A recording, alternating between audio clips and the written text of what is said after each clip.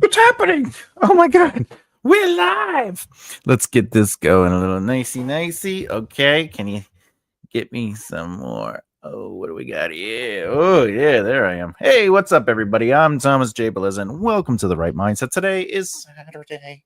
So that means it's 2 o'clock Eastern Standard Time, and we're going to do a live video as we always do Saturdays and Sundays. Saturdays are more educational, and Sundays are the Right With Me series.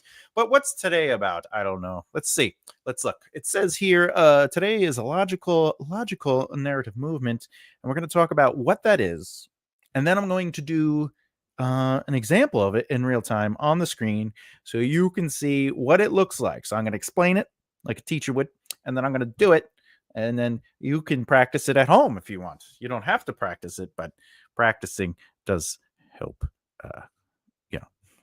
We'll learn. Anyway, all right. Let's see. I know my head's getting cut off, so let's see. Who cares? Who cares, right? Oh, there it is. Oh, hey, how's it going? All right. Well, there we go. That's better. All right. What do we got? What we got? Boom. Oh, hey, what's up? Hello, Cindy. I'm still here after renovations at the house. Well, first of all, congratulations on the renovations. Second of all, welcome to the show. Present.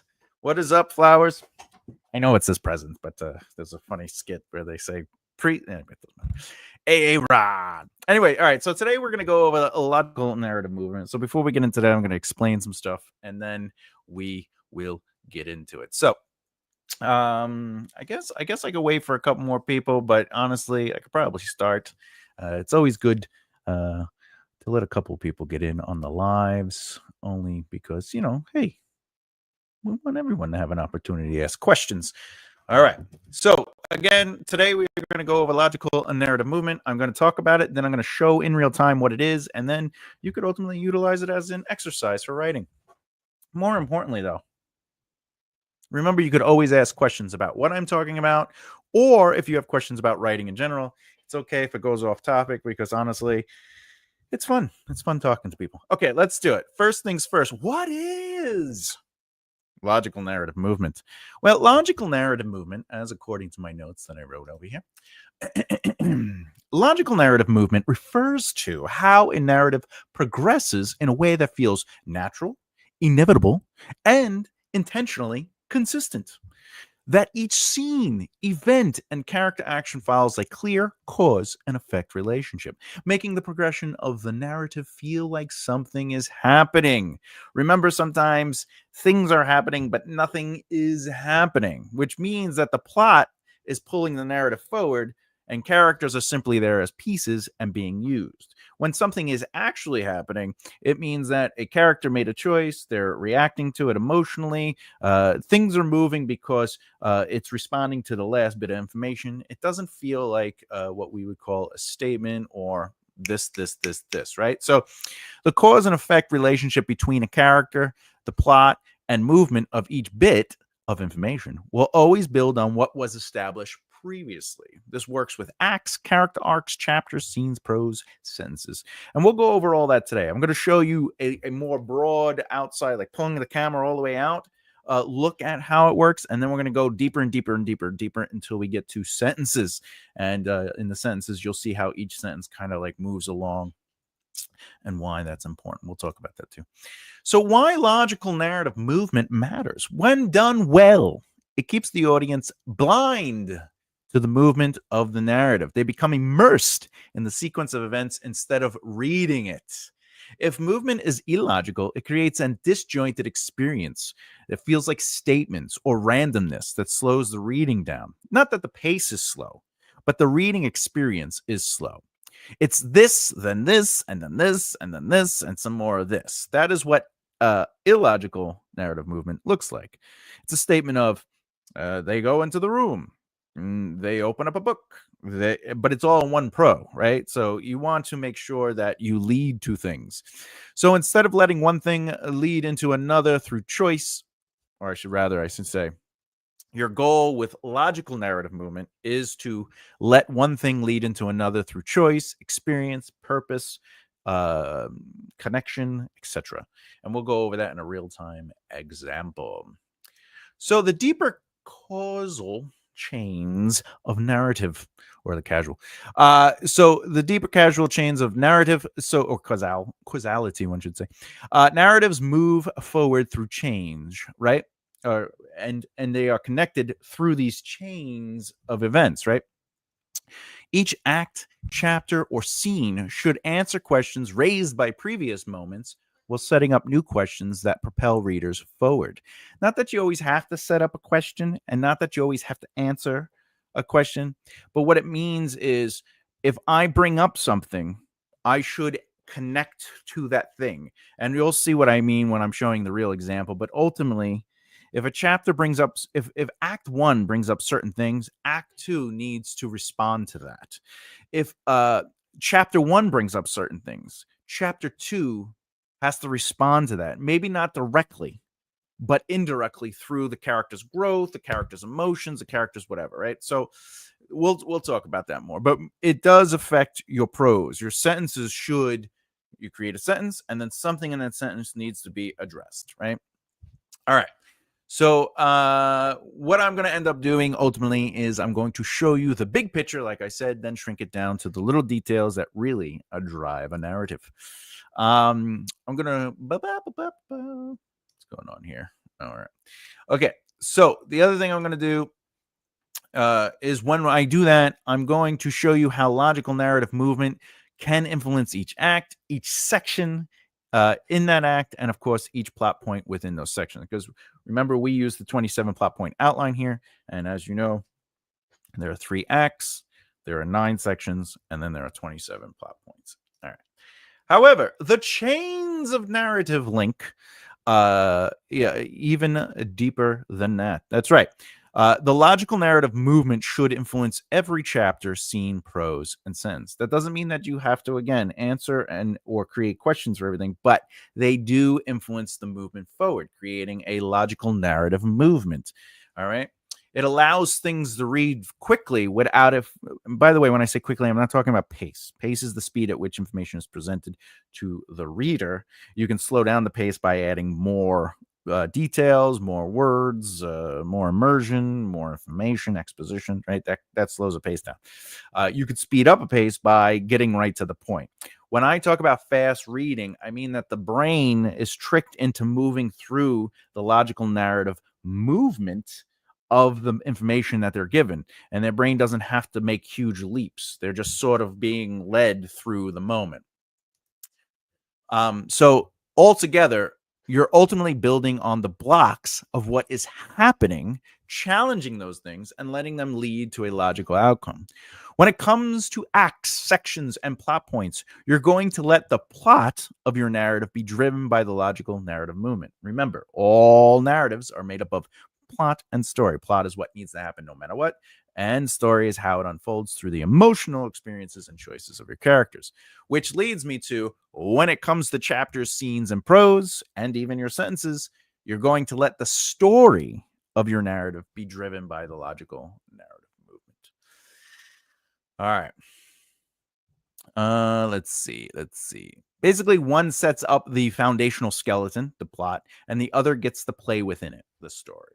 Which leads us to, let's get into the fun part, the logical narrative movement, the plot. All right. So like I said, we discussed the 27 plot outline here, so I'm going to be working with that, and you'll see how the 3 acts, where they each have 3 sections, and each section has 3 plot points, creating 27 plot points. So let's talk about it. Let's bring up the board. Let's make it happen. All right. So first things first, right? When you're creating a logical narrative movement, right? You want, especially when you're we're going to start with broad strokes. We're not going to worry about specific details. Okay, this is just plotting. All right. Ultimately, you have to create. You don't have to do this. I'm doing this to show you how it works, but you can do this, and it helps kind of like streamline thoughts and ideas. But anyway, so you have Act 1. Act 2, Act 3. All right. Now, we already know that Act 1 is the setup, Act 2 is the challenge, etc., etc. So, What I'm going to do is I'm going to first create logical narrative movement through each act. Then I'm going to go a little deeper and we're going to create the 3 sections of Act 1. And I'm going to show the logical narrative movement of each section. And then we're going to go a little deeper and I'm going to show you the 3 plot points of Section 1. And then that will be the end of that moment. And then we'll move on to prose and sentences and stuff like that. But for now, oh, hey, too. The cat has made her way. All right, so let's see. Samantha. Powerful CEOs. Who has taken the company over from her father after he passed away. All right. And her, let's see, aunt is the C, I think it's an OO, who helped build the company with Samantha's father. Yes. Now I'm going a little broad here because I'm going to explain. Meow. Yes, right. Meow. I'm going a little deep with this because I'm basically what I'm doing is I'm explaining what should ultimately happen in Act 1, what should ultimately happen in Act 2, and what should ultimately happen in Act 3. But I'm not going to go into very specific details. I'm just going into the broad strokes. So where am I? Father. Oh.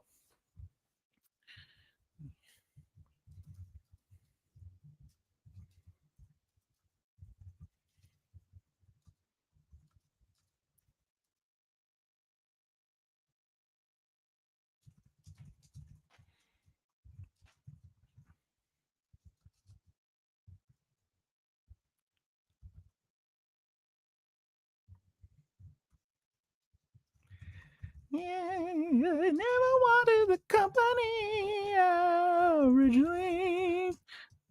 She works a different job in a different field. Okay. So what does this mean? This means that ultimately what would happen is Act 1, okay, would end up setting up these elements. They would set up that Samantha is going to be the CEO of the company that her father owned. Very powerful guy, right?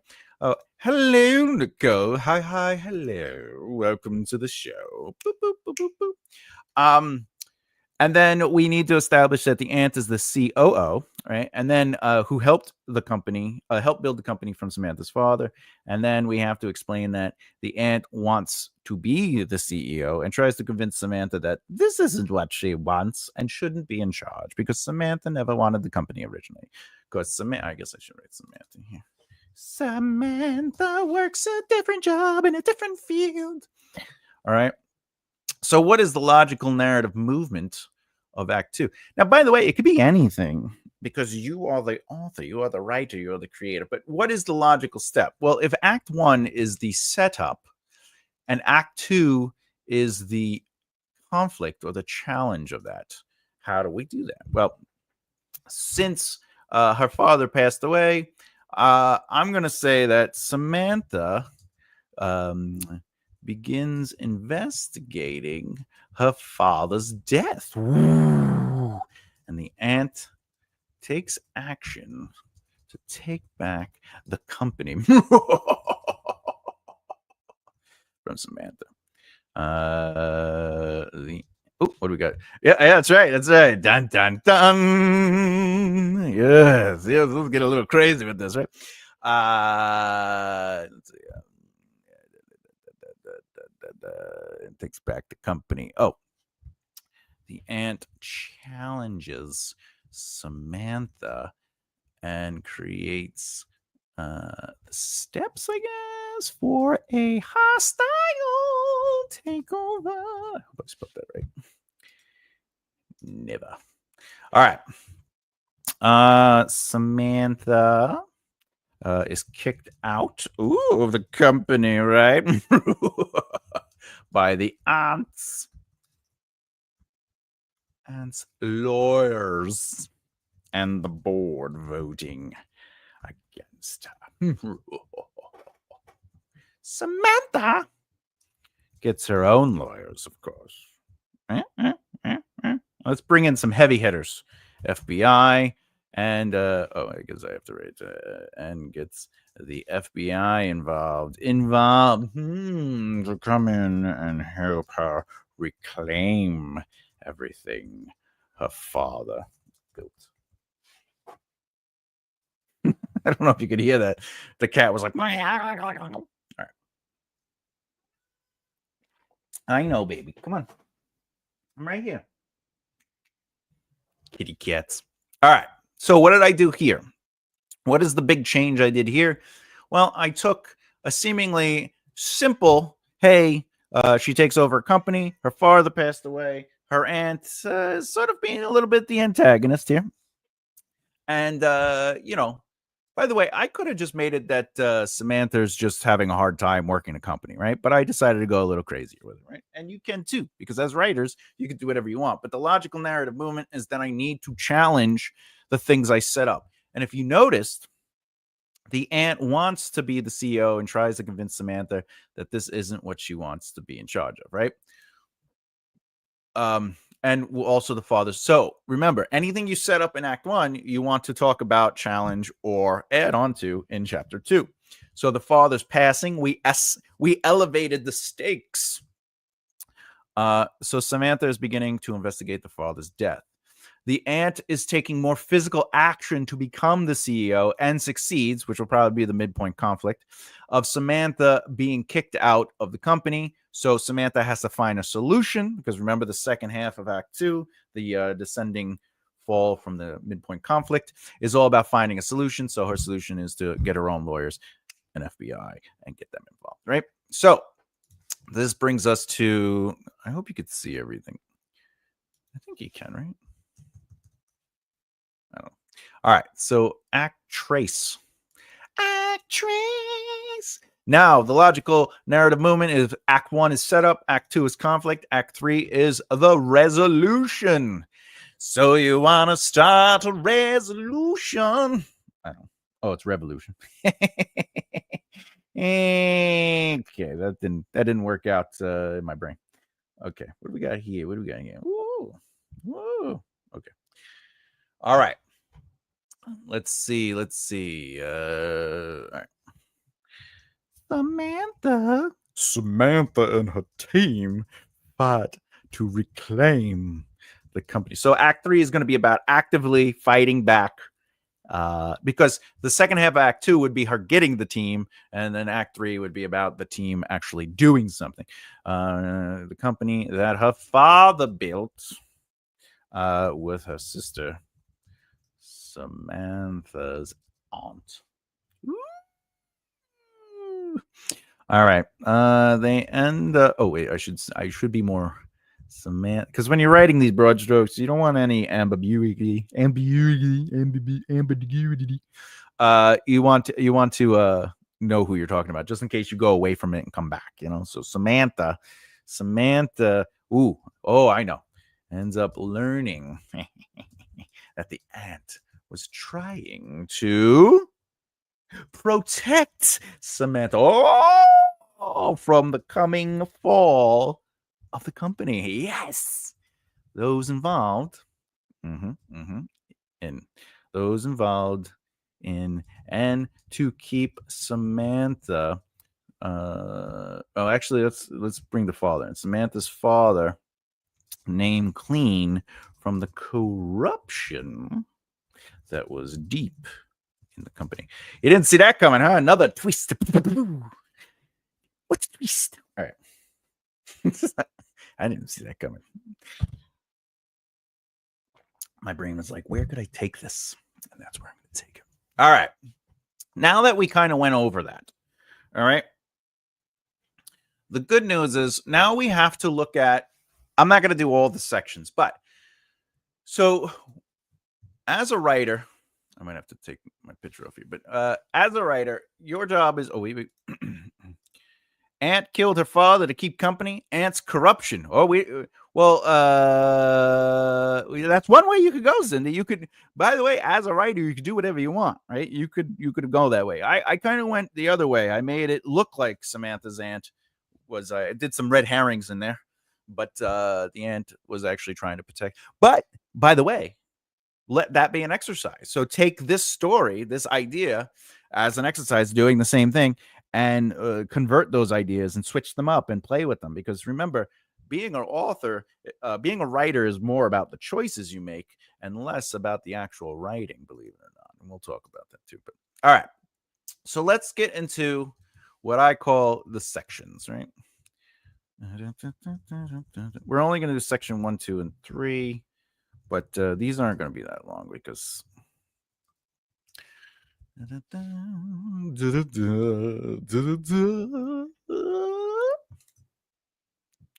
right. Section 1, 2, and 3. Section 1, 2, and 3. All right. So what I'm doing here is we now will take Act 1, okay, and we will break it up into the section beats, okay? But each section has to have a logical narrative movement. And we know that section 1 is going to be all about the ordinary world, the inciting incident, and of course the reaction to that. Section 2 is mostly living within the disrupted world, taking action and the consequences of those actions. And then 3 is all about the protagonist's life changes direction. There's usually a twist or a pinch, and it propels the character and the narrative into Act 2. So we're going to start off section 1 with 2 things, right? 2 major things. We have to establish before Samantha becomes the CEO, and I want to have the father alive. So I'm going to say that Samantha has a nice time with her father before he is found dead in his car. And she learns at the funeral, so we're going to have a funeral scene, that her father left her the company in the will. Okay, so that's something that we have to establish in section 1, right? Now,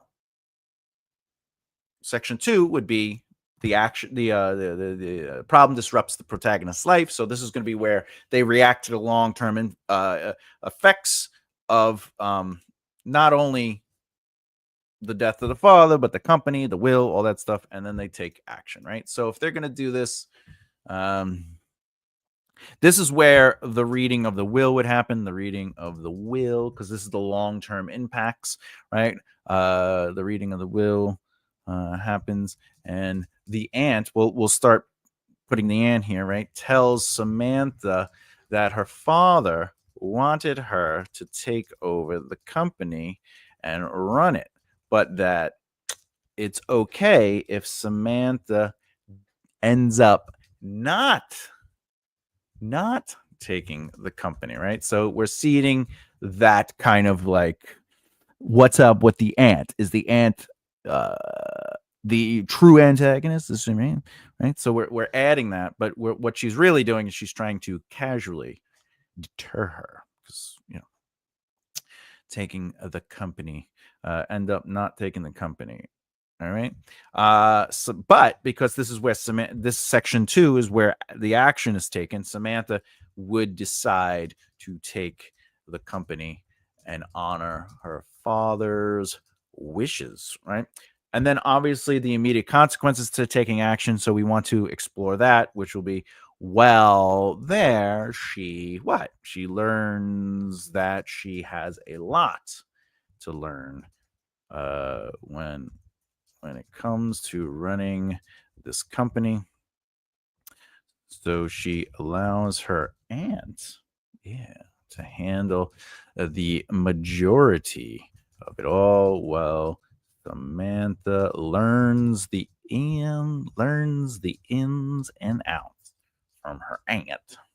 But I also want to add something else here. So I think I want to add, you know what? I'm going to go back here. Section 1. At the funeral,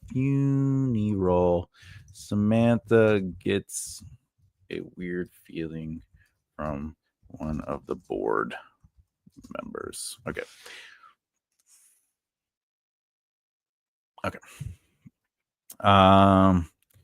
So then here, Samantha's weird feeling. Can you see that? I don't want you to lose screen. Weird feeling with the board member gets even weirder. All right, now we have to do section 3. And again, section 3 is the protagonist's life has changed direction because she's in it to win it. And there's usually a twist or a pinch here. So what are we going to do? Let's see. Samantha. I know it. So just real quick. What we did here is Samantha's having a nice time with her father before the father is found dead. There's a will, and then at the funeral, Samantha's, right? I think we should also have funeral. Okay. Tells Samantha that her father died, or father was found dead. All right. So then the reader, they read. So what is the outcome? So if the father dies, we have to add on to that, which is the reading of the will, which leads to the cause and effect that the will has Samantha get the company. Samantha's aunt's like, hey, maybe, you don't have to take the company. I'm just saying, even though he wants you to, you don't have to. All right. And then she gets another weird feeling from the board. So now we have to let's talk about section 3. We should have her getting a little bit better at what's going on. So Samantha finds her footing and starts understanding a lot of what she's being shown, what the company really does, and she meets a few the bigger names, right? Because they're named clients. All right. Samantha decides. Remember, this is all. Actually, no, I'm not going to do this. But remember, this is all broad strokes. We don't have to worry about very small, specific details right now. We just want to see what the natural movement of these ideas are, right? So she discovers information. I think this will be more interesting. Can one get away with a smaller pinch? Yes. By the way, nothing has to be huge. A lot of these stories can be very intimate and very isolated and small things. They could be even the inciting incident can be something as simple as they find let's say it's a husband, or let's say it's a wife, and no, let's just say it's somebody who's married to somebody, then their partner died. And the inciting incident isn't necessarily that the partner died. The inciting, long as it affects. Yes. So as long as it affects, it has to affect something. It has to affect them, has to affect the scenario. It has to affect the plotting. But, if it's going to be a character-driven moment, it could be as small as somebody is married, their partner is dead before the story starts, and they're dealing with grief, and they find like a photo or a flower or a gift that they got when they first started, and that starts their process of maybe dealing with the grief. So it could be small, but it really doesn't matter. It just has to, as you say, affect. And that could be emotionally, it could be physically, it could be internally, externally, it could sweat. But the pinch in section 3, or the twist or the pinch, does have to move us away from act 1 and lead us to act 2, because the character can never go back to who they were in the ordinary world. It's just, there's too much information, there's too much change has happened. So that's something to think about too. Where are we? Oh, yes. Discovers information. What was I thinking? Discovers information. I've just had a jigsaw piece slot into place. Yes, that's awesome. As long as it's not jigsaw from Saw, you're good. That's awesome. Congratulations. That's always fun to hear. Samantha discovers information. Oh, I got it. From her father in a letter he hid from her to find in her, let's do it, favorite hiding spot when she was a child in his office. Yeah, I'm going to have fun with that. It tells Samantha that if she finds this letter, this is the twist, by the way. This is the pinch or the twist. The letter, and he is dead, that it's possible that what he's been investigating is true. Someone is laundering money through the company. I like that. Samantha wants to tell the aunt. All right, so remember, plot point 7 is the protagonist's life changes as a result of the action they took from section 2, right? But plot point 8 is the pinch or the twist. And then plot point 9 takes that pinch or twist and propels the character into act 2. So what I'm about to write is I took the twist. Samantha found the letter. And now she's going to go tell her aunt, or she wants to tell her aunt. And watch what I do. But the aunt is speaking with the board member. We're going to bring that guy back. That made Samantha uncomfortable. And they're talking about her father's death. But it sounds like they had planned it. That's a red herring, by the way. All right, so there we go. All right, so now the logical narrative movement that's happening here is we set up Act 1 to establish Samantha doesn't work for the company, but she does get because of the will and the father and the aunt and so forth and so forth. Act 2, we set up that she is dealing with the company. She finds out her aunt is trying to do a hostile takeover, or at least it feels that way. And then Act 3 is ultimately that Samantha fights back. But if we break down Act 1 into its 3 smaller counterpoints, which is Section 1, Section 2, Section 3, we are now taking the Act 1 we wrote in a very broad and general term and dealing with the small changes, right? What do we got here? The board member that Ant is talking to is an undercut FBI, and another board member did it. Ooh, that's interesting. I like that. See, that's what I like about writing. Like, you could just think of anything and anything can happen. And there are no wrong answers to brainstorming. There are no wrong answers to coming up with solutions. There's no wrong answers to challenging ideas. The only time it would be quote unquote wrong is if you're not confident about it. If you come up with an idea and you're just not like deeply attached to it, it might be the wrong idea for you and your story. But when it feels right, it feels right. That's a great idea. I like what you think. I like how your brain is thinking, Cindy. So anyway, Section 1, we set up the ordinary world. We have the inciting incident. Then we place Samantha in the company world. She's getting used to the new environment, right? Okay. Etc. What does it say?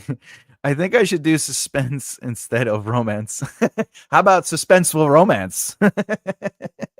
Right? Like, that's really funny. Then you should, Cindy, you should definitely do suspenseful romance. All right. So now we're gonna actually go a little deeper. We're gonna go into Section 1. Okay. All right. Boop. We're going to go into Section 1 and we're going to touch on something. Suspense. Oh, suspense. Suspense and romance. I like that. I like that Cindy, an undercover FBI agent, right? Like, that would be an interest. That's also a nice little I like the twists and turns. It's a very good idea. Very good idea. Might end up, maybe that's where we'll go. All right. So, plot point 1.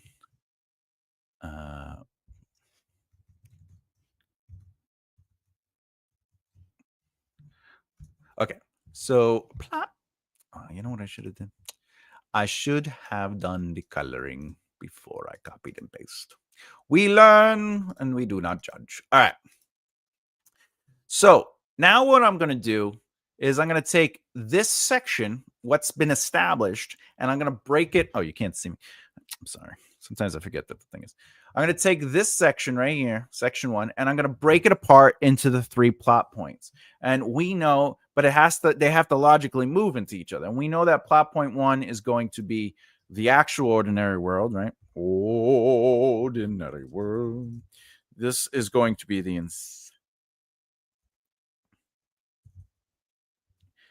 why can't my brain work? And then, oops.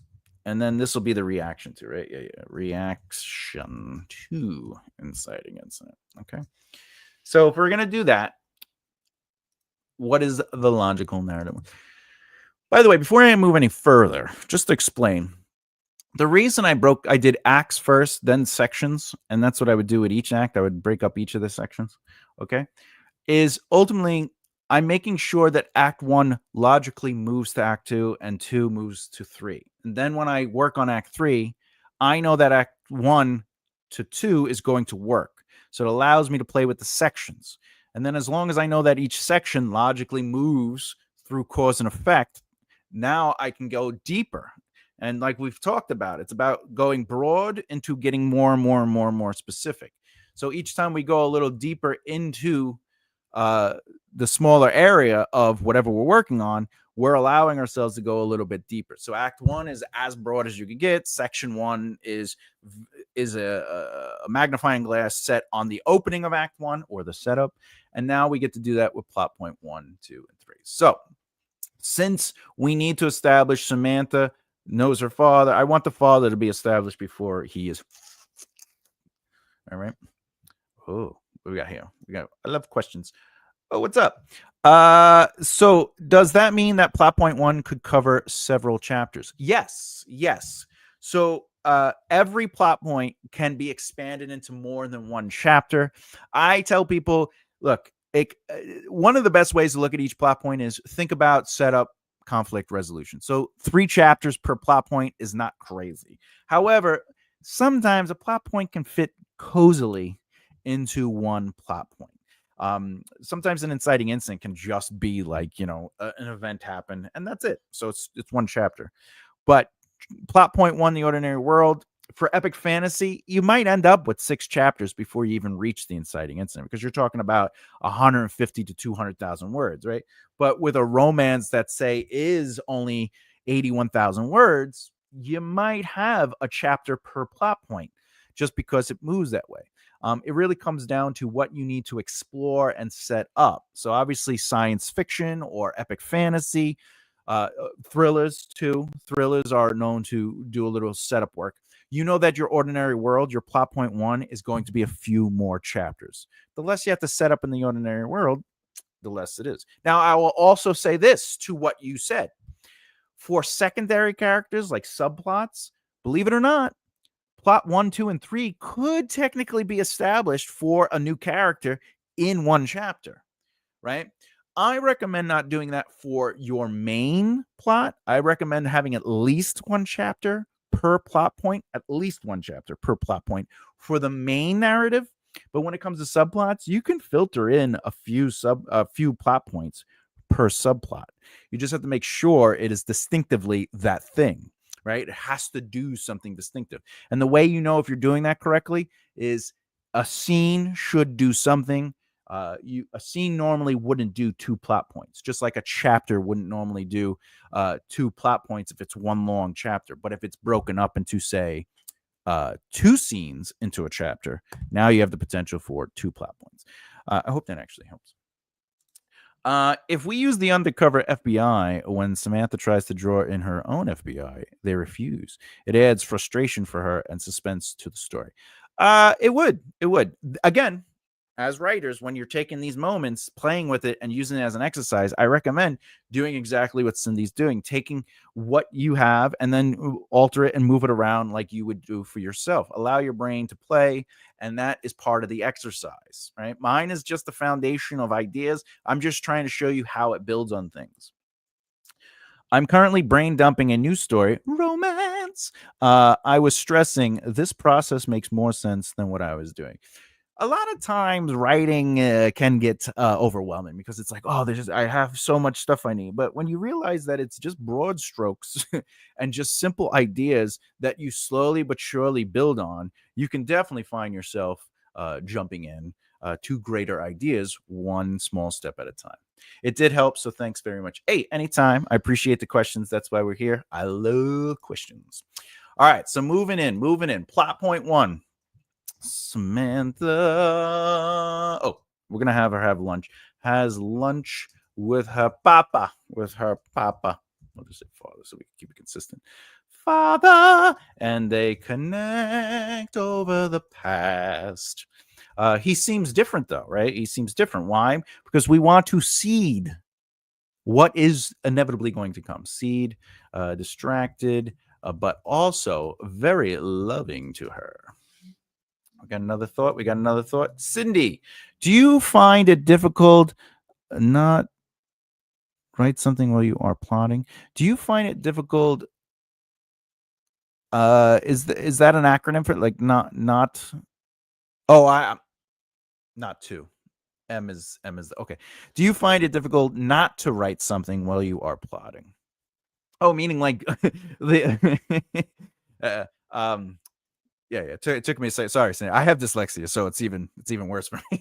When I'm like that is a word, right? Maybe my brain was thinking that maybe I am seeing not M2 as actually anyway, it doesn't matter.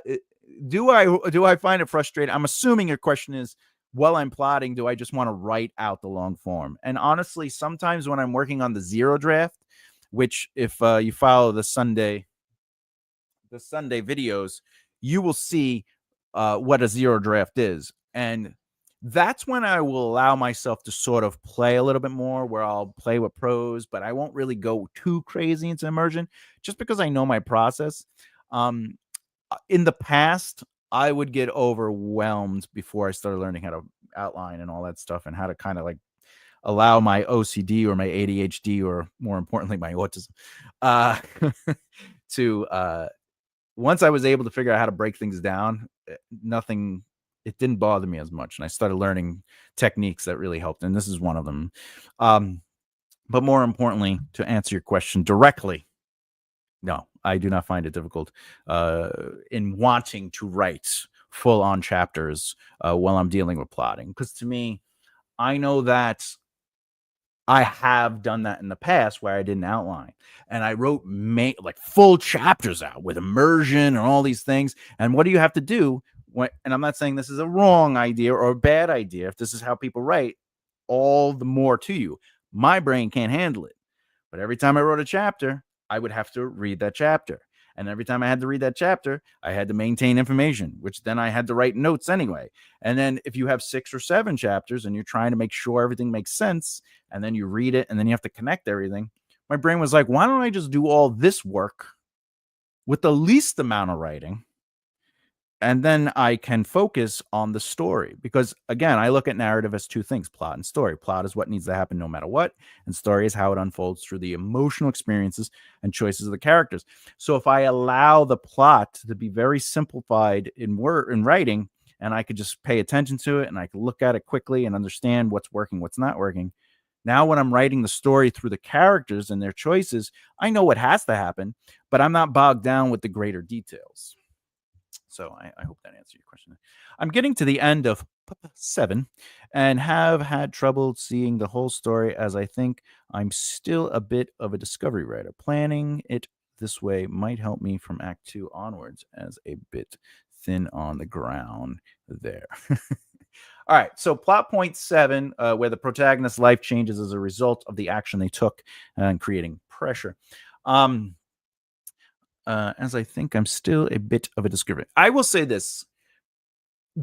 The broad strokes are still part of the discovery process, because remember, the broad stroke is something you're searching for. What is going to happen? Why is it going to happen? How is it going to happen? So if you approach it that way, that might continue to help you with the discovery aspect of being a writer, the intuitive aspect of being a writer. But that's why I feel like a sentence or a paragraph is a little bit more helpful in seeing how the logical narrative movement works within not only the sections, not only the plots, but also the chapters and the acts. But I would love to hear how it comes out, like how you work through that. That's me. Glad I'm here to keep my brain from exploding with it. Yeah. Look, sometimes you gotta just write. Sometimes you just gotta get it out. And there's nothing wrong. By the way, I have a client that the way she discovers the outline, right, is she'll write full scenes or full chapters, and she ends up not even using them. She just uses the scene and the chapter she's writing out as fuel or fodder to ultimately discover what it is she wants to say, and then she focuses on the little details. And then she's not going to use that chapter and scene she wrote. She just used that as like a playground, as if like her kids, her children were, but their characters were playing around. And she's like, what would they say? What would they do? How would they act? And then she takes those sort of behaviors in that world, and then she kind of like reorganizes outlines and stuff. So, there are different styles and methods to everything. But this pinch I've just discovered does affect MC1 and seeds towards this total arc. Ooh, I likey. I likey. You can't go wrong with a good pinch. I like it. I can't wait to see. I can't wait to read your next story. I'm just saying. All right. Where were we? Samantha has lunch with a papa. He seems different. Right? He's distracted. Now what do we need? Oh. Because he's going to have it in the will, right? So he wants Samantha to take over. Or actually, I should say, I'm not going to push it that far. We're going to seed it.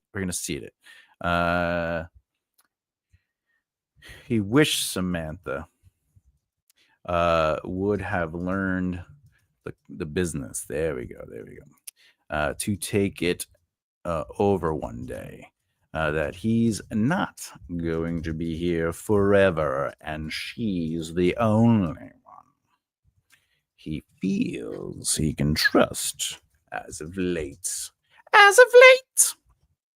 right. I like it. Ooh, we got more. What we got? Good for you, Flowers. I've added to mine too. So like Thomas's client, I'll dump the scenes I just wrote. Not all of them, but most. Yeah, like whatever works for you. That is the method that works. What I'm teaching here is not how you should do it. It's a way I do it. And if it helps you, and if there's anything you can take from it, because even this idea, that the way I approach things, it didn't start out that way. I took ideas from other people, I assimilated, I adjusted, and that's the whole process of writing. That's why, like, sometimes on YouTube or even like writing books where it says, this is the way you do it. And it's like, yeah, but tell me why it's working that way.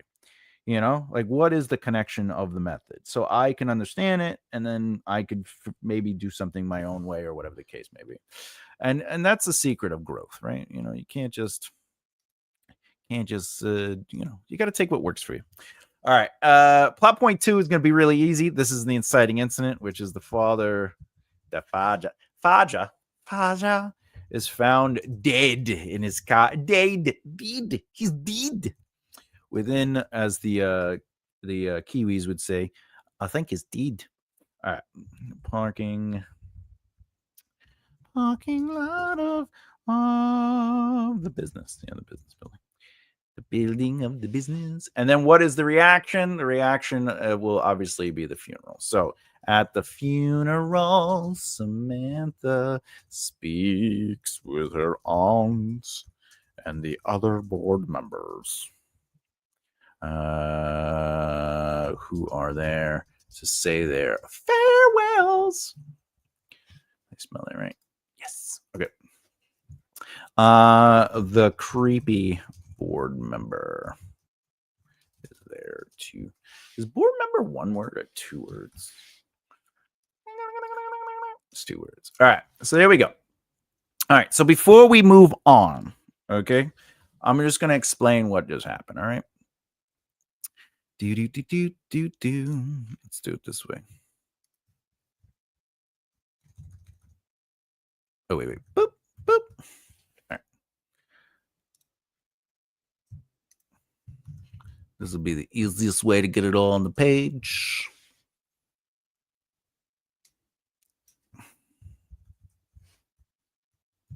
Because I want to show you everything. Because I love you. I love you. Okay. All right, here it goes. All right. So the way we did it was act 1, 2, and 3. We made it very simple, very broad. What is going to happen in that act? We're going to set up the world that Samantha is ultimately going to be the CEO. The father passes away. The aunt wants to be CEO. And of course, Samantha works at a different job. So we're going to have to set all that up. Act 2 is ultimately challenging all those things. We brought up ideas, and now we have to logically push on those ideas. So if the father passed away, Samantha wants to investigate her father's death. So we're going to have to find a reason for that, by the way. Now, the aunt takes action to take back the company because she does want to be the CEO. And then, I don't know why I'm getting burpy. And then Samantha is kicked out of the company, which would be the midpoint conflict. And to find a solution, Samantha gets her own lawyers and FBI involved. And then Act 3 is the resolution. And the resolution ultimately is going to get Samantha to get the company back. But in doing so, she also learns that her aunt was trying to protect her and save her father's name because there was more going on than meets the eye. No diet cherry Pepsi today. I just ran out this morning with my breakfast. I'm very disappointed in myself, I assure you.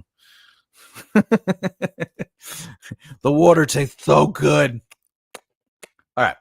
So section 1, 2, and 3 takes act 1 and basically expands on the idea. And what we do here is we talk a little bit about Samantha has a nice time with her father. So we're going to have to establish that in a chapter. The aunt is the one who tells Samantha that her father was found dead. So we're going to have to establish that in a chapter. And at the funeral, Samantha gets a weird feeling from one of the board members, right? Okay. Oh wait, I also. Oh no, this is the will is read. The will is Samantha is. They do the will reading. Okay. In the second section of Act 1, they do read the will. Oh yeah, that is there. Boop. Okay. They do read the will, and Samantha tells Samantha that, hey, your father wanted to take over the company, but she doesn't really have to, right? So we challenge the will. We challenge the wishes of the father, but ultimately Samantha's like, no, I'm going to honor my father's wishes. So now I have to get into this company. She takes action. Well, she's involved with the company. She's learning that she's over her head. She should have learned a little bit of it, which was established and seeded in the beginning where the father says, I wish you would have done something. All right. Then section 3 of Act 1, the final section. Samantha finds her footing and she starts understanding a lot what's going on. She's starting to learn, meet the clients, the bigger names. But she also discovers a letter that suggests that maybe there was something more to her father's death. Now, remember, in Act 1, in Act 2, Samantha begins investigating her father's death. So why? Because at the end of Act 1, we established that she finds a letter that was hidden, and it basically tells her that something was up. So now that's pushing her into Act 2 when she goes to tell her aunt, and her aunt is talking to someone else, and they're talking about her father's death. So that becomes the logical narrative movement. And then what I did was I broke down Act 1, Section 1 into its 3 plot points, and I set up the world. Hey, I'm having dinner with my father. He wishes that Samantha would have learned the business. He's also acting a little different. He's a little distracted. And, he's not going to be here forever, and she's only one he feels he can trust of late, right? And then the plot point 2 is ultimately the father is found dead. And then plot point 3 is ultimately the funeral and setting up some of the stuff that's going to be challenged. Okay, so now that we did that, let's talk about the next thing. All right, because we're getting there. All right. All right. So the logical narrative movement of the story. So we just focused on the plot. Everything I just did was broad strokes. We don't get specific. It's all plot related. It just keeps the plot moving narratively. But now that we saw the plot moving through narrative logical movement, it's more about getting into the trenches, the depth of what is true, which is always through characters. And this is where we get to play with the writing part. This is where we get to establish some ideas, right? So, like I said, even the chapters, scenes, prose, and sentences are where you're going to get to play with story of the narrative by driving the logical narrative movement through choices, information, details, exposition, etc. Right? So my goal with the chapters will be to make sense of their purpose and movement. That's my goal. Whenever I'm thinking about each chapter, how does each chapter work in concession, right? Then scenes within a chapter, if there's one scene or more than one scene, I want to make sure that each scene is broken down in a way that logically moves to each other. And then again, I do that with the prose. Once I do that, I'm actually going to focus on senses. But let's do chapters first. I'm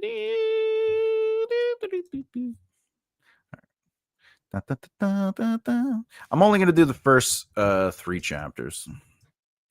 But keep in mind, chapter 1.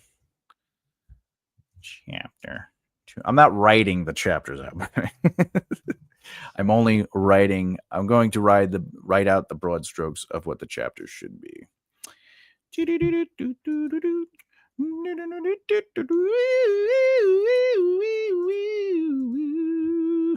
All right, and then chapters. Look at the chapter.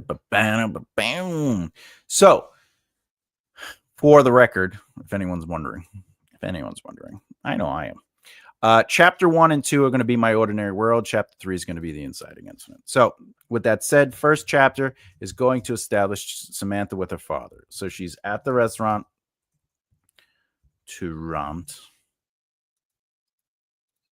Okay. With her father, they are having lunch together.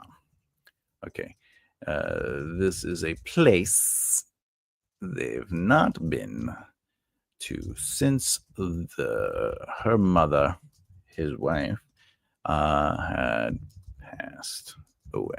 All right, so that's nice. All right, now we're going to stay in the ordinary world, and chapter 2 is going to be about Samantha because we have to set up her at her job that she doesn't like. Works at a crappy job that she doesn't like. She ends up calling her aunt and asks her to keep an eye on her dad. He's been acting weird, and and the aunt agrees to watch him. All right. Now we have the inciting incident. This is the inciting incident. So this is going to be a little longer, right? So Samantha is home. Is at home late at night. Okay. And gets a call from her aunt. Right? The aunt asks if Samantha heard from her father.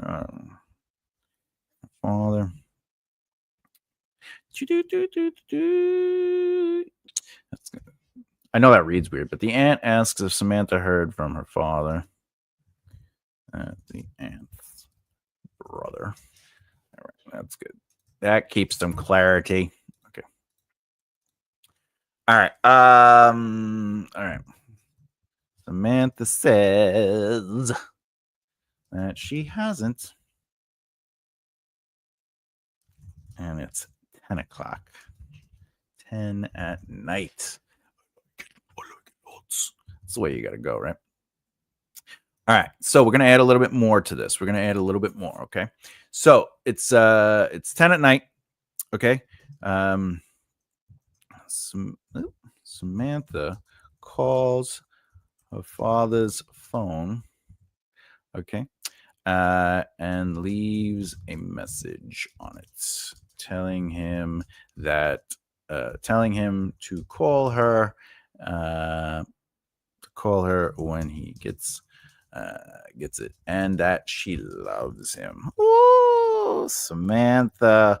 We're gonna have her. Samantha wakes up in the middle of the night, checks her phone, then goes to her father's house. This is where it gets a little like woo in my head, right? So she's at the house. The father is not there, and Samantha's phone rings. It's her aunt who tells her that they found her father dead in his car. There you go. Boom. All right, what we got here? What we got? We got Cindy. Established that if they don't see each other, they talk on the phone, and she realizes she hasn't spoken to her father today. Yeah, again, that is a great idea. That is something to approach. Like if you practice this and do the exercise itself, that's a way to establish. Again, these are just exercises that I'm working through. I'm not doing anything with this, but at the same time, that's great that you're thinking of these things. That's how you're supposed to do. You're supposed to be making choices like that because that's what a writer does. They make choices, and that's a great choice. That would be something you'd have to seed. You'd seed that in chapter 1. You'd probably most likely be like, remember to call me tonight, or whatever. It's like, or at least I get to go to bed every night, or whatever. You gotta establish it, or whatever. You gotta seed something like that. Okay, so boop, boop, boop. All right, now that we did that, we want to do that with scenes. So we're gonna take chapter 1, okay, and we're going to turn chapter 1 into a scene. All right. And every scene, okay, needs what? It needs a setup. Okay. It needs a conflict. And by the way, the conflict doesn't have to be two people fighting and punching each other in the face. And it needs a resolution. Okay. Okay. Okay. Okay. All right. So we're going to take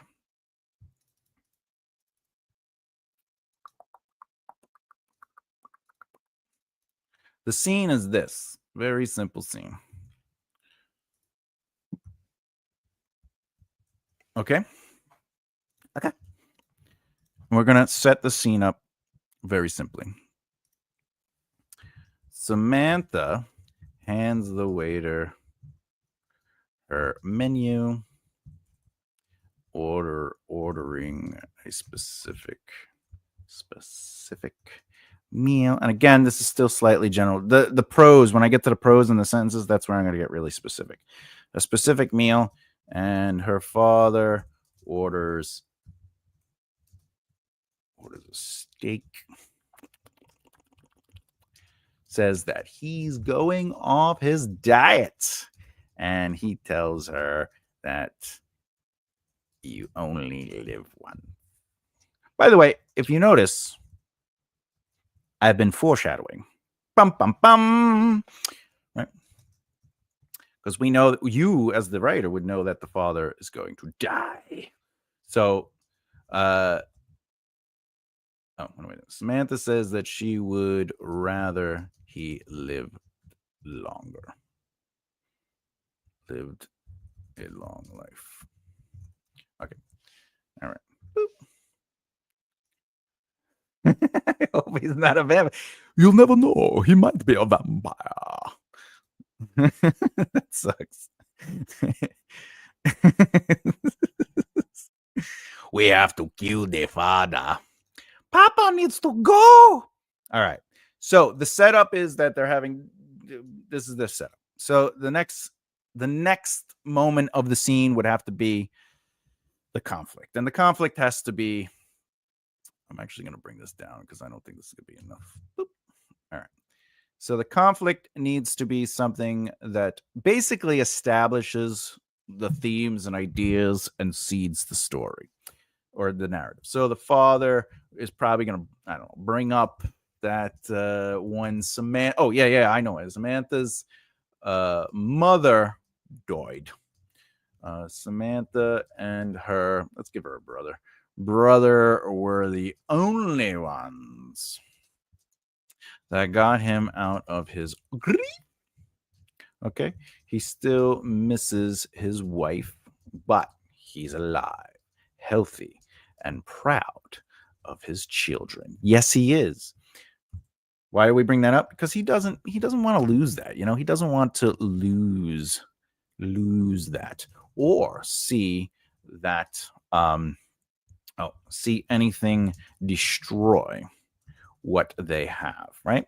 So they get into it, right? They get into a conversation, okay?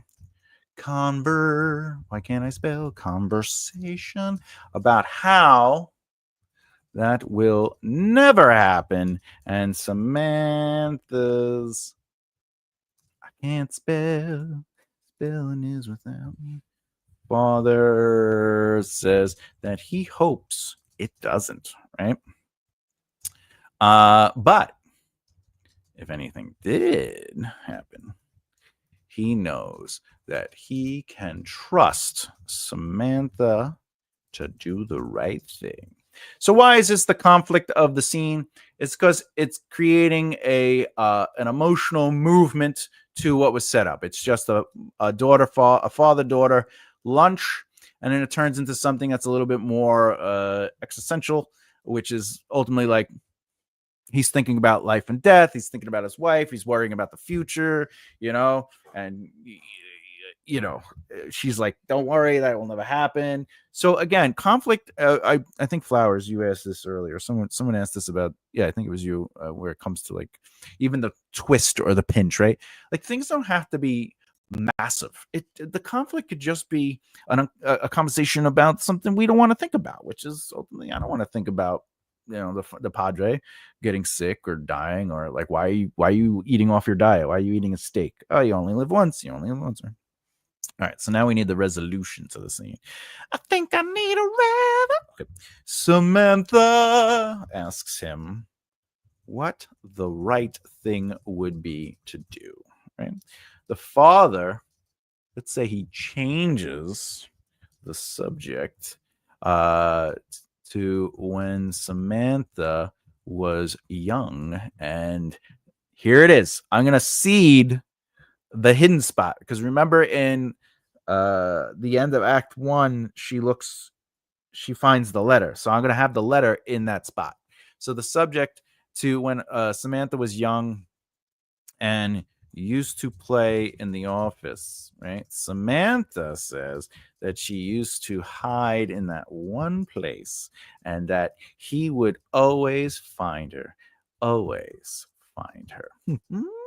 The father says that he that her hiding spots is where he looks to when he's lost and missing his wife and children. Oh, he looks across the office and remembers that you'll always be safe there. Okay. I realize my picture thing is okay. So there you go. So now we just made a scene. This is chapter 1. This is at least a chapter. I mean, a scene within chapter 1. We set it up with they are having lunch and eating. We set up the conflict, and then we resolve the conflict. But we also push forward the story, which is also nice. When you start this process, do you do it in one sitting so you don't have to go back and reread everything to see what you are going? Well, that's the brilliance of broad strokes in like a sentence or a passage. There's not a lot of reading, it's right there. And that is the other reason I enjoy just sort of like jotting down the general gist of it, because when I'm writing and I'm trying to do long form writing and I'm doing the pretty prose and my lyrical style and I'm adding all the immersion, I don't want to think. So if I read, for example, and to answer your questions, no, it's not. It doesn't. I do not do it in one sitting. That's a lot of work. I only give myself an hour to 2 hours every day. I write an hour to 2 hours every day. But anyway, if I read this right here, that's all I have to read to write the moment, as long as that scene is there, as long as this beat is there. All right, I got to establish it. I'm going to show that to you next. That's the next thing I'm going to show you. But yeah, to answer that, no, I do not do this all in one sitting. I don't mind going back to reread because it's really not a lot to read. All right, now we're going to do one quick thing. We're going to talk about the prose, right? I'm not saying for you to do this. This is just me showing you logical narrative movement in the process of what it would look like if you knew the general gist of the beats, right? I don't personally do this this part, right? I don't map out my prose like this. I map out my scenes like this. Like that, you'll see how I kind of do it, except I do it a little differently, but this is for exercise. So if we're talking about this first beat right here, right? Beep beep beep. Okay, if we're talking about this first beat, how do I create prose that set that up? Well, in my head, I'm like, you know what? Let's start on the menu. So Samantha reads the menu across from her father at the table. So that's going to be my establishing. That's the establishing shot, and it's going to open the scene, right? And then the second passage or pro will be Samantha orders her food, handing the menu to the waiter, right? Very simple. And then, of course, the father orders food.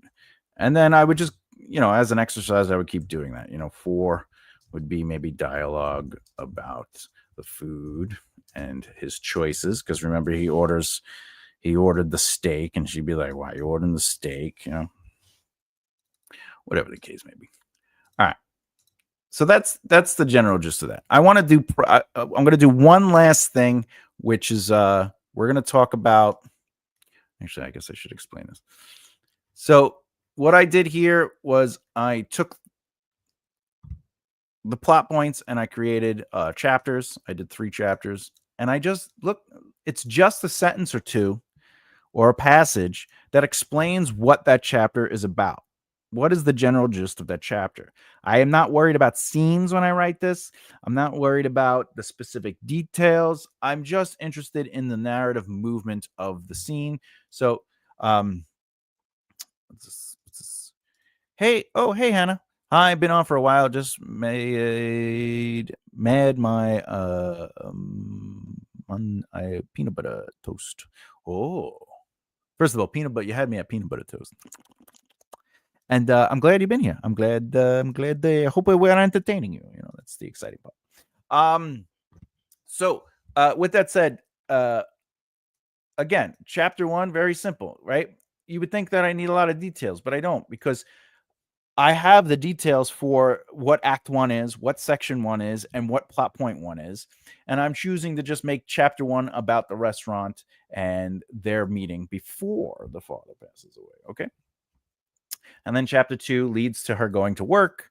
Sorry, I meant to say my mother and I peanut butter toast. Listen, sometimes you got to eat the peanut butter toast with the mommy. It's the only way I eat peanut butter.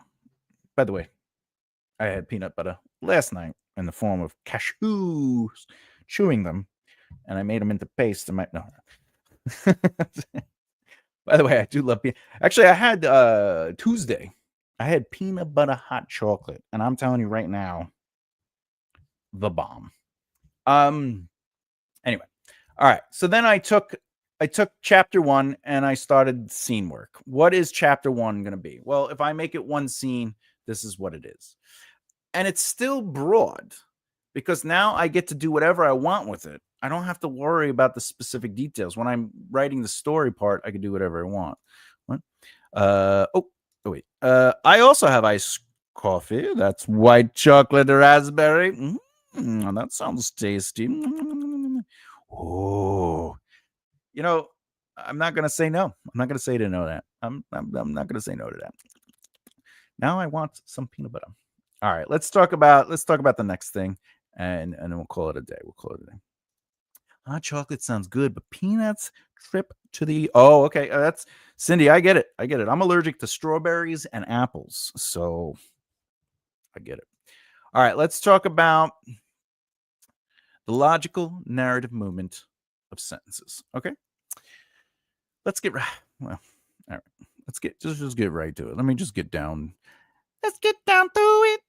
Sentence. All right. So what we're gonna do is I'm going to take this opening scene beat. Okay, we're gonna go down here. Okay, and we're gonna take this moment because remember the first pro is going to be Samantha Reed's. Okay, and I'm gonna write it, and then I'm gonna explain to you why I chose those sentences. Now this is gonna be a first draft, so obviously everything needs editing, but just as a tool of motion. Okay, so let's see. Because I want her to be reading the menu. Yeah.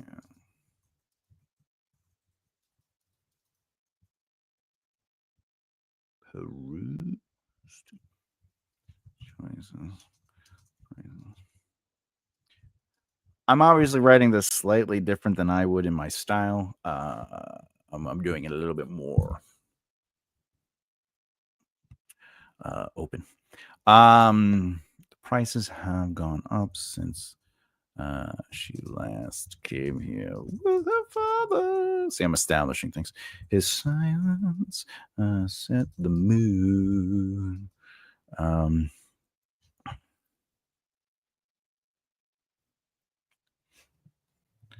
Across the table. Reading to himself with his signature finger to his lip. Pose. Samantha took her own menu.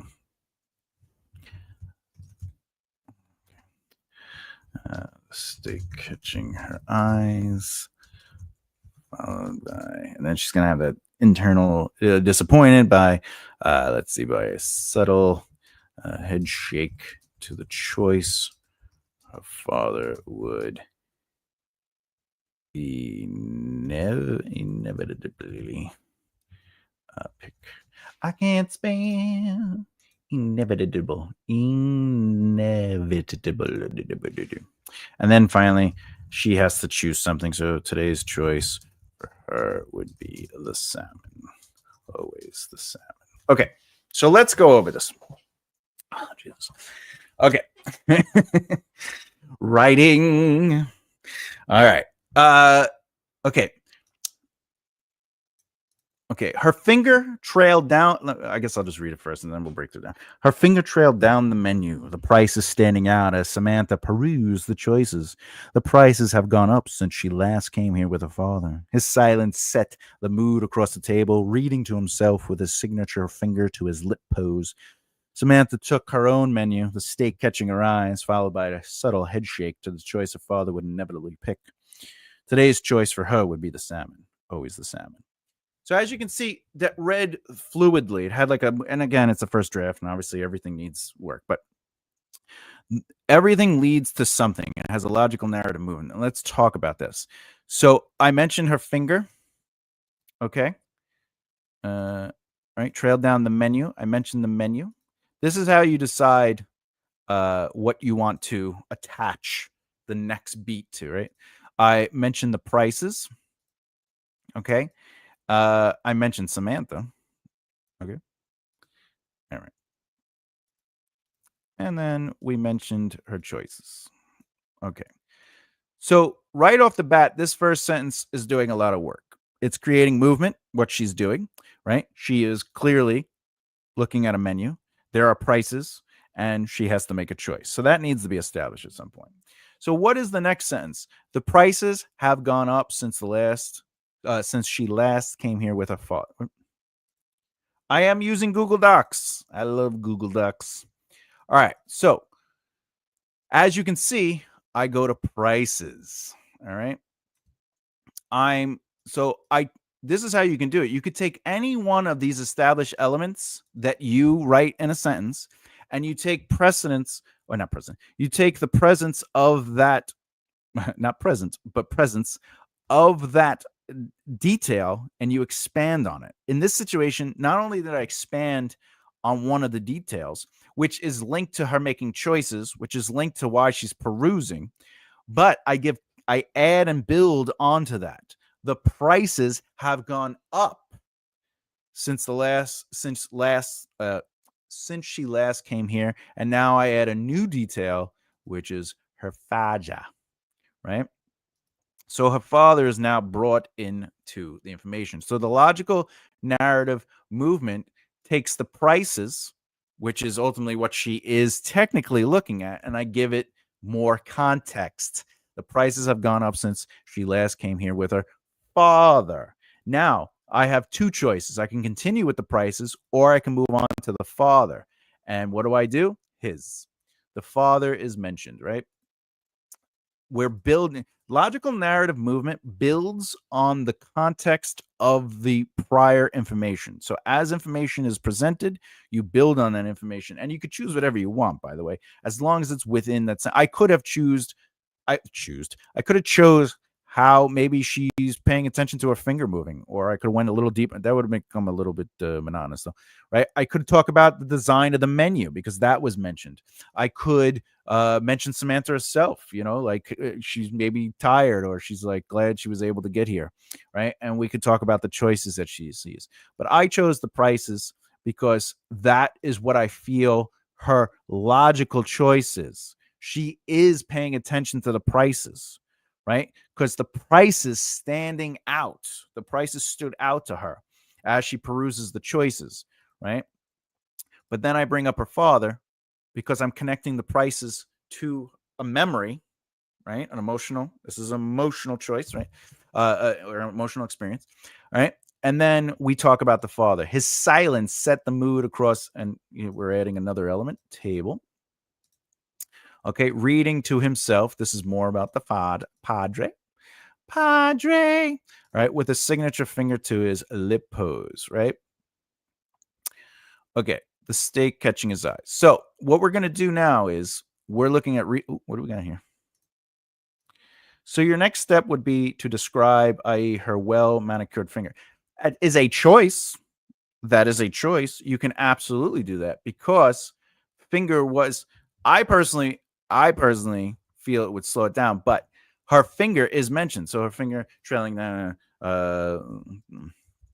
right? The red on her well-manicured finger guided her over the high-end cost of this restaurant. And that's a choice, right? Because now finger becomes red, well-manicured finger. Actually,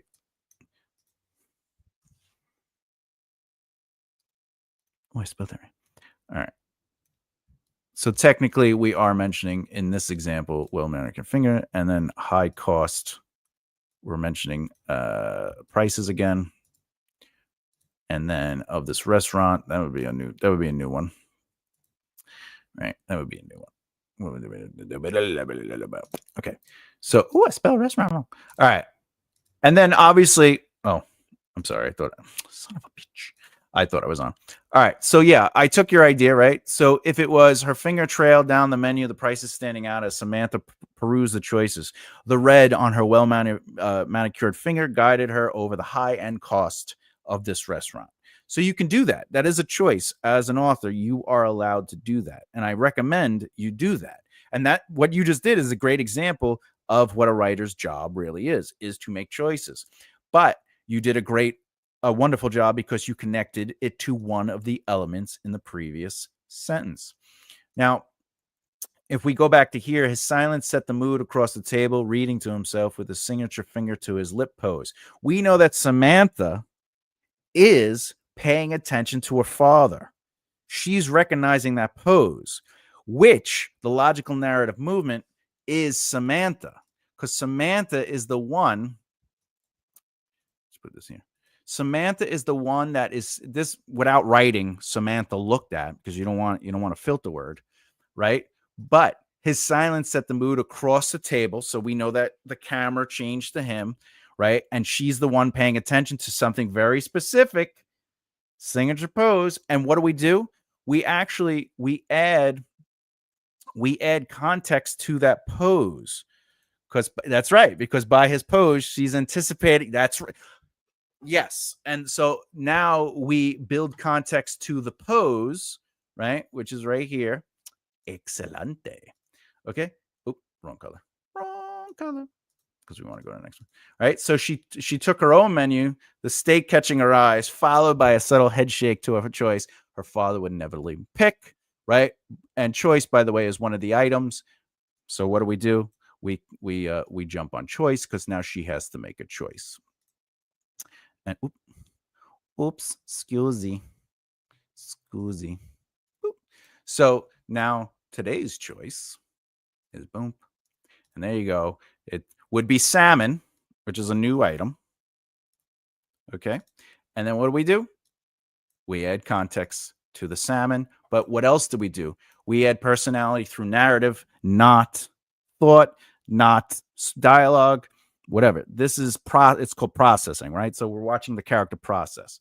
And because it is through the narrative, her father would inevitably pick the steak, right? And today's choice for her would be the salmon. New sentence, always the salmon. So each sentence creates options for you as the author, as long as you take the context of the sentence and details or items of the sentence itself, and then allow the following sentence to lead you through, meaning you have to add context to whatever you present. All right. If I was writing this in my style, I would probably lose some of the this. Where's Samantha took today's I don't know, maybe this is fine for me. It's processing. I don't like thought. I don't like internal thought. None of this is internal thought. This is all processing. As long as it moves through the narrative, it's considered processing and not necessarily thought. But yeah, all right. But I'm allowing her body motion to dictate the truth of what she's feeling and thinking, right? Without actually saying it. So, the price is standing out as she peruses the choices. The prices have gone up, right? Yeah. So this is processing, because she's processing the price. Anyway.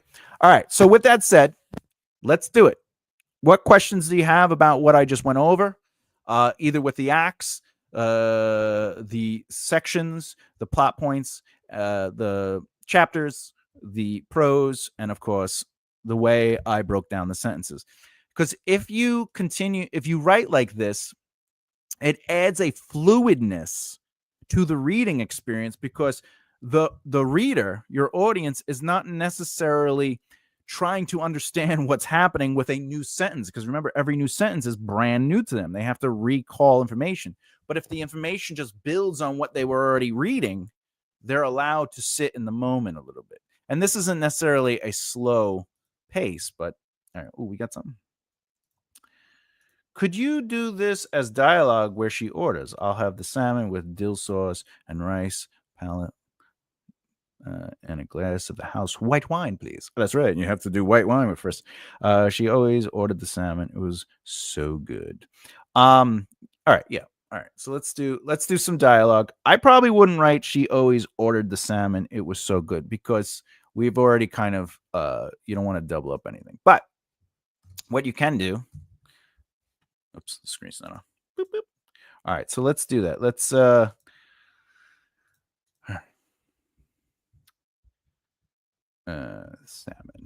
Okay.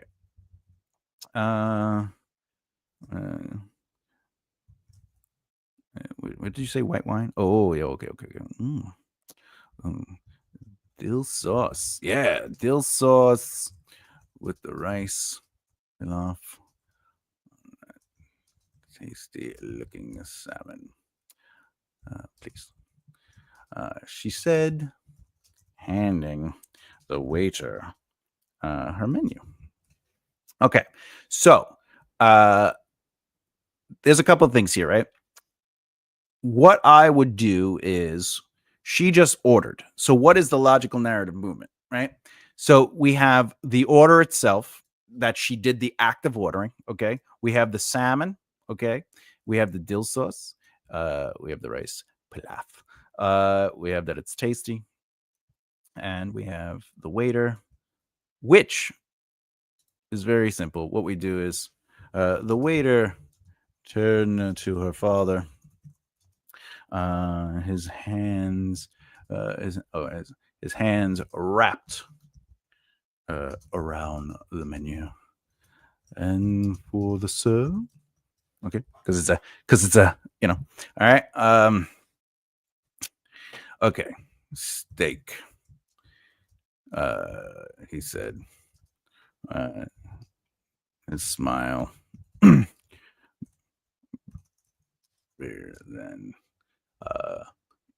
yeah, we'll just say we don't even have to say he's in. Okay, so steak. Steak. Oh, please. Okay. And then you go, so he handed. Actually, what I will do is excellent choice. Excellent choice. This I might say he said, taking the menu from the father. Now, why am I saying the father, by the way, instead of him? Okay. The reason is because this is from whose perspective? This is from Samantha's perspective. So it would be, I would even from her father, I would even say her father, right? So that's why the waiter turned to her father instead of turned to the man or the gentleman, right? If it was the man or the gentleman, it would probably be from the waiter's POV. If it was the waiter turned to him, it would probably be his POV, right? So that's also something you should think about when you're writing too, just in general. All right. Obviously, this dialogue is, I'm just being playful here. Now, because he ordered the steak and the father is mentioned, the logical narrative movement of the conversation would be, don't say it. Oh, yeah. Steak, really? What about your diet? Okay. Oh, what do we got here? Boop, boop, boop, boop, boop. My dad always enjoyed reading women's books because the dialogue immersed him more into the story rather than pages of descriptions. Writers like Clancy, Clancy does all those. Though he enjoyed those too, but the dialogue was fast-paced reading. Yeah, I think dialogue is extremely important. I'm obviously doing playful dialogue here. I'm not putting time into the dialogue, but I'm a massive fan of dialogue because I come from screenwriting. So, writing film and television, dialogue is so important. It literally drives the narrative that it's important to sort of like, if I play with the dialogue a little here, but I'm just trying to show logical narrative movement with dialogue too. So whatever is mentioned, you kind of want to address what was mentioned, and that creates a natural movement with dialogue. She obviously is going to order the meal without saying, maybe she would say the salmon. She could say the salmon. But like Cindy said, these are nice little details. Dill sauce with the rice pilaf and the tasty looking. I added tastings, right?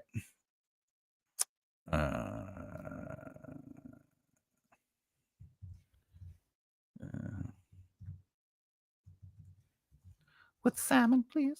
All right. She said, handing the waiter her menu.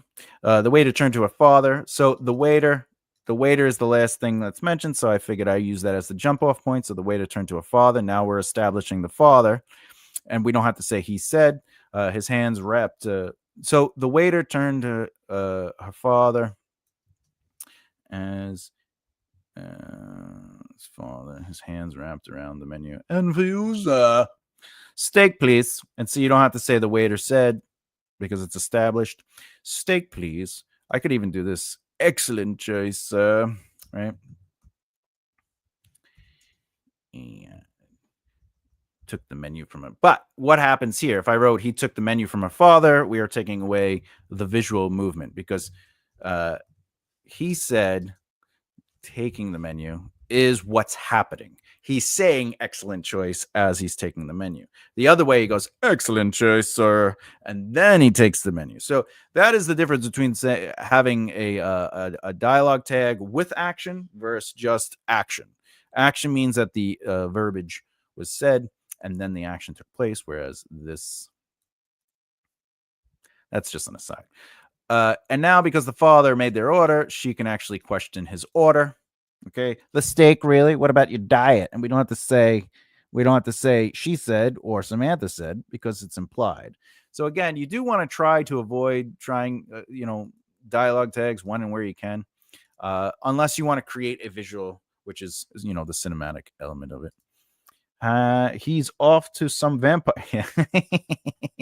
They're always off to vampire hunting. Anyway. All right. Any other questions? Any other questions about what logical narrative movement is? Did this video and this session clarify anything for you? And one. Did it create any questions for you? Did it make you look at prose differently or sentences differently? Also, if you have any questions about writing in general, obviously feel free to ask. I'm happy to answer.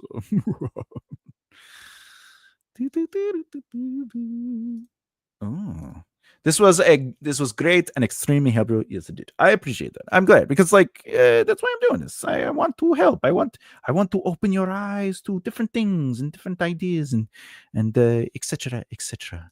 Outlining seems easier than I think. When I first started, everyone knows I've said this story before. I didn't outline. And outlining seemed way too complicated for me. But I realized over time that it wasn't that it was complicated. It was that I was complicating it. And I realized that it's all about going from broad strokes to more and more and more and more specific. And it really did help. I can't wait to get my thoughts down so I can edit the mountain.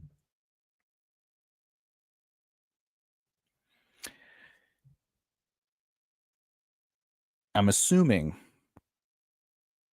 you don't have a mountain in your house that you're editing, but that the book. No. Hey, you got to get your thoughts down, right? You got to bloop, bloop, bloop. But I definitely, because it will be.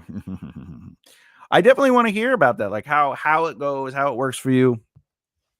More importantly, I want to know. I want to know if you really love me. I want to know. I want to know how it works out. If approaching your prose with the logical narrative movement, if approaching your acts this way, if approaching your scenes this way, if it really helps establish certain things. Right? What we got here? Editing scares me because it's like drawing blood when you have to throw something out. Vampires welcome, free lunch. No, I get it. That's why they say you should hire editors to come in and do your line editing and do your. By the way, when they do line editing, the other thing about editors is, like, just because they say changes doesn't mean you have to. They're giving you. You're hiring them because they have a specific way they're looking at your lines, and they're giving you information where you can make a logical decision on it because you have new information, but you are the author. So if they're like changes, they're not saying it's bad. They're saying this might be clear or this might work better. And it's your job to make a choice. Lunch. Oh, yeah. I'm sure this will help greatly. I truly hope so. I hope so. This was taught to me in a writer's room when we were technically writing dialogue. But before we got to the dialogue, they wrote on the board. They basically were like, they did this. They did the scene thing. It's for a scene. They wrote setup. What is the setup of the scene? What is the conflict? Right. By the way, if you notice, all right, if you really notice, I'm not writing. The conflict is, like, for example, here, I'm not writing the conflict is that they're talking about an uncomfortable subject. I just wrote out what I think they're going to be talking about. And then I know that is the uncomfortable subject, which is life and death. So it's important to at least still broadly and generally write down what it is. But you don't have to sit there. Like I see some videos or some educational stuff where they're like, what is the motivation? Their motivation is to become a great warrior. But instead of writing their motivation is to become a great warrior, write down what they're working towards. What does that mean? It means if I go, instead of writing, he wants to become a great warrior, right? Instead of writing that, you go, his whole life, he's stood as the youngest in his family, behind his two sisters and elder brother, all exceptional at their craft, be it sword, bow, or hunting. And here he is, and here he is, young and unable to draw a bow, swing a sword, or hunt a rabbit. Right? He wants to find his place alongside his brother and sisters, and make his parents notice him. There you go. So this will help you more than he wants to become a great warrior. This gives subtext and context and a whole bunch of other stuff to it.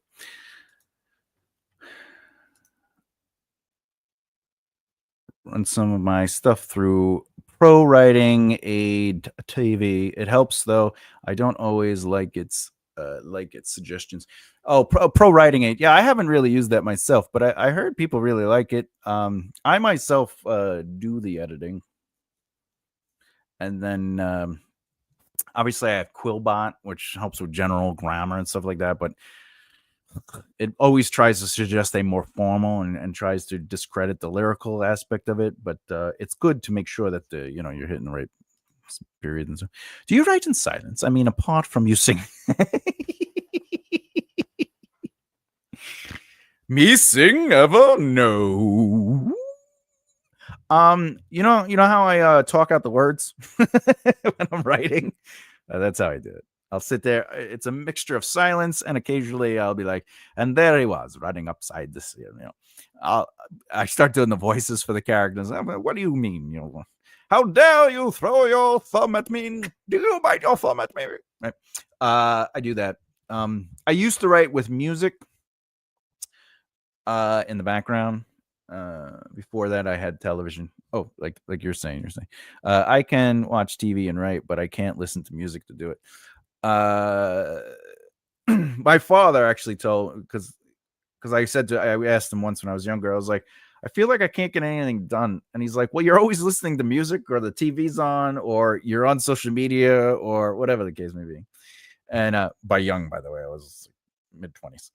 And I was like, yeah. And he's like, well, just shut it all off and just work. Just give you don't have to work all day, just a little bit. And then, take a break, and then you could listen to music, you could watch your TV, you could talk to people.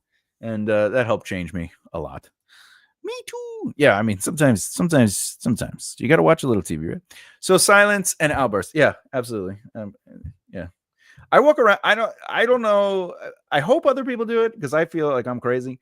But I do. I walk around the house, and it's not that I talk to myself, but I talk to things. Like if I grab the water, I go, "I'm going to drink you now, water," or like, "I need to get me some water," and I'll dance to, "I need some water from the fridge," something like that.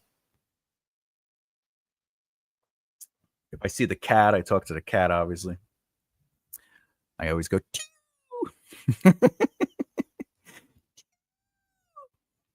Anyway, his whole life. Okay. I am always talking to myself. Oh, thank God.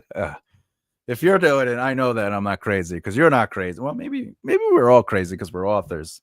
There's a little crazy in all of us, including the vampires. By the way,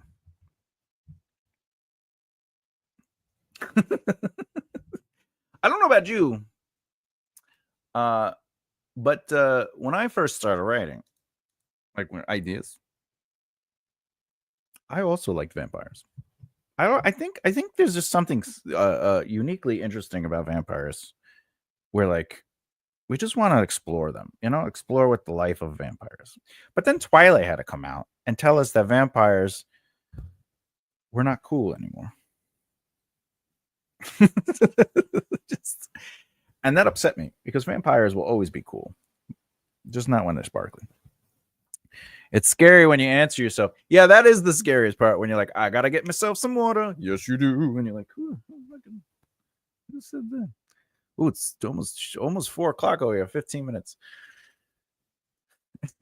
They will always be cool. Yes, absolutely. All right. It's I'll tell you what. We'll do one more question. And then we'll call it a day. Well, someone is thinking of a question. What's this? I had a crush on Jasper from Twilight. I still have a crush on Jasper from Twilight. Is Jasper? Who's Jasper? I've never seen Twilight. You should watch it. I watched it because I was gonna make a video series on like reviewing it because everyone had seen it, and I got to like the third movie, and I was so overwhelmed by an opinion that I was like, I can't make a review video on these because I don't really like being negative, and I don't like purposefully putting out negativity. So I was like, it's too much. There's too much anger, right? Do it. That I kept hearing the Emperor in my head going, do it, right? And I was like, no, I can't. He's like, I feel your anger, and I was like, I can't, And so I didn't even record it. Is it cheating if you use AI to help play? Ooh. How do I do this? All right. Okay. If you ask AI, yeah. If you ask AI, do these plot points make sense? Do they have a cause and effect? And AI tells you yes. Great.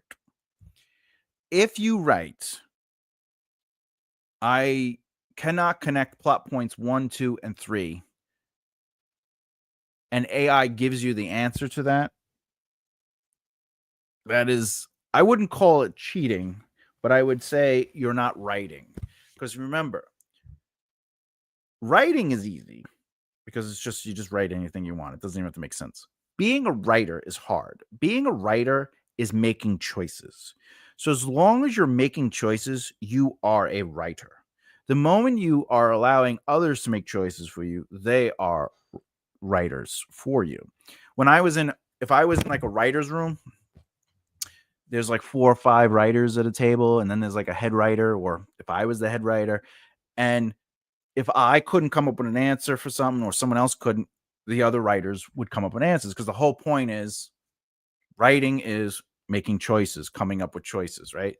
So if AI is making those choices, they are technically the writer, and whoever takes that information and uses it becomes merely just the conduit of that idea.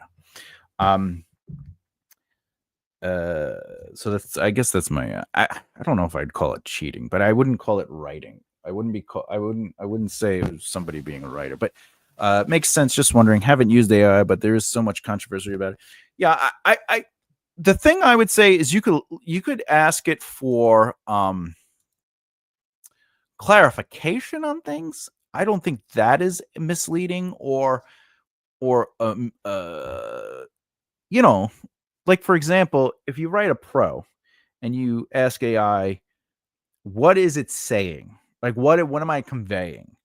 And it tells you that she doesn't like him. And you're like, oh, the pro is supposed to say that it's supposed to convey that she does like him, then I know I have to rework that pro. AI isn't doing any writing; it's doing clarification. It's making sure that what you're writing. But if it says, "Oh, it shows that character," Samantha is madly in love with Richard, and or Christine, or Melissa, or whatever, and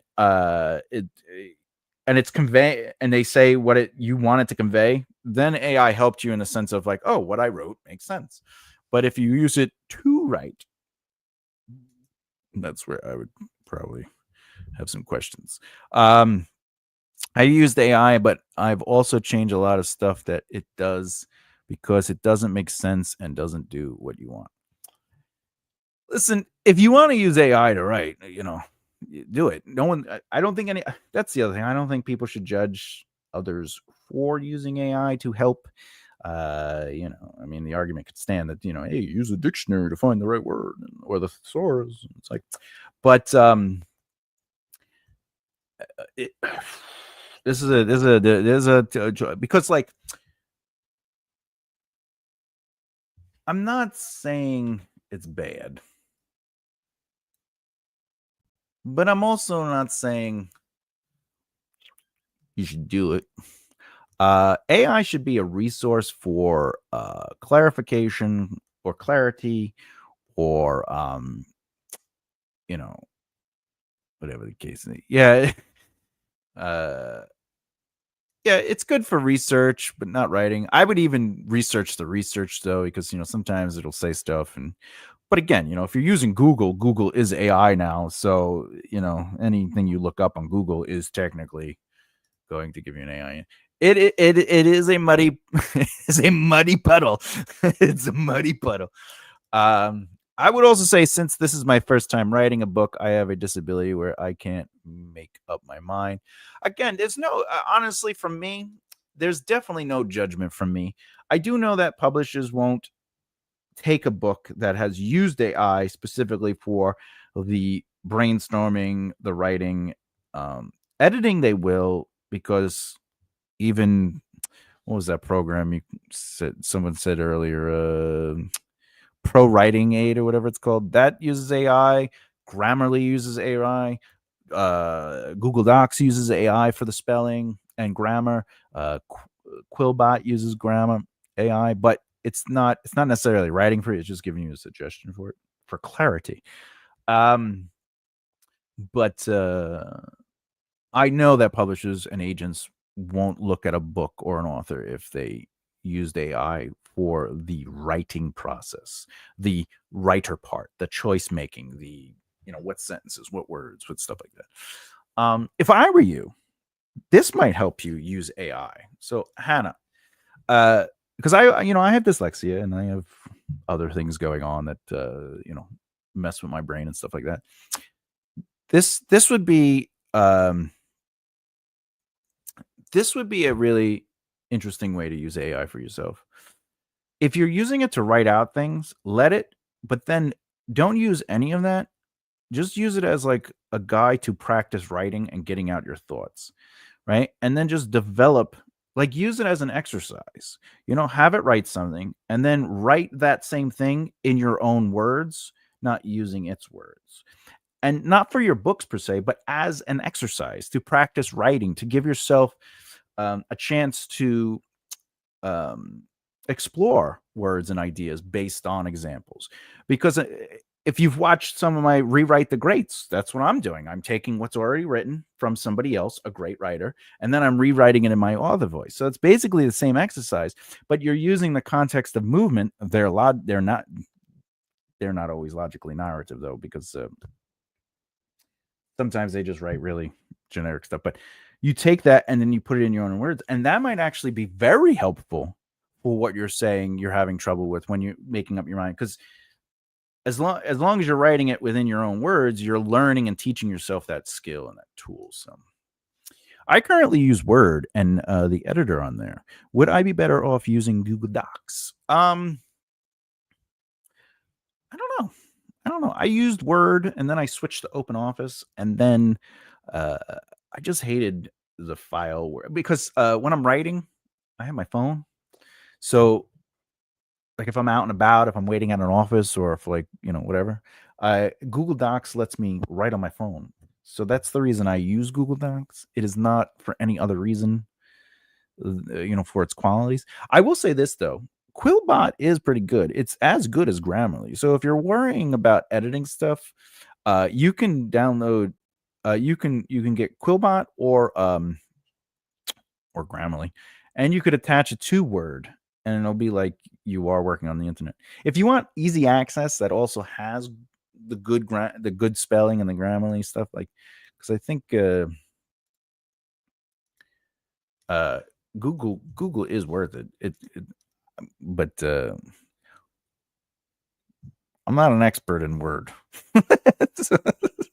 Okay, literally, that's exactly what I'm doing. Yeah, thank you for the advice. Yeah, that's the thing. Like sometimes, sometimes we need a little extra help, and that's okay.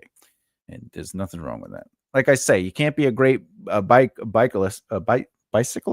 Can't be a great bicyclist doing BMX tricks and jumping off of ramps when you first buy a bike. If you've never ridden a bike, you got to ride it for a while. You got to learn things. You got to practice stuff. You got to use training wheels. You got to have somebody hold the seat. There's so many different things before you can ride with no arm, no hands, before you can do wheelies, before you can jump. So, if you have to use anything to help you find your way and get to where you're trying to get to, all the more power to you. If you're trying to write a book to sell, that's the only time I would recommend not using AI.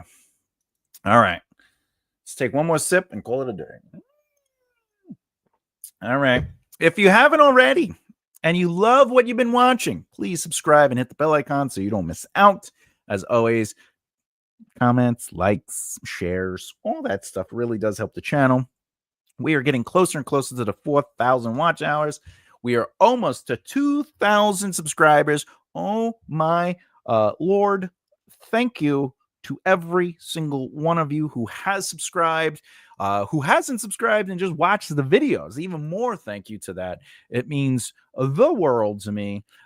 So that's important too. And with that said, Pro Writing Aid allows you to write anywhere on anything. Oh, yeah, because I think isn't Pro Writing Aid also on the internet? Stores it in the cloud. That's what it is. So I don't think it has the options that Google Doc does for lists, highlights, etc. Oh, yeah, there's some things that Google Doc does that I do like. But thank you. See you tomorrow, Cindy. Thank you for stopping by. As always, I'll be here 2 p.m. Eastern Standard Time every Saturday and Sunday. Saturday is for lessons, and Sunday is for the Write a Book with me. I have you running most of the day. You are the best, Flowers. Yeah, that means a lot to me. Thank you for that. That is super cool. See you tomorrow, Flowers. And to everyone else, much love as always. Peace and harmony, truth in action, and keep developing the right mindset. I'll see you next time. Bye.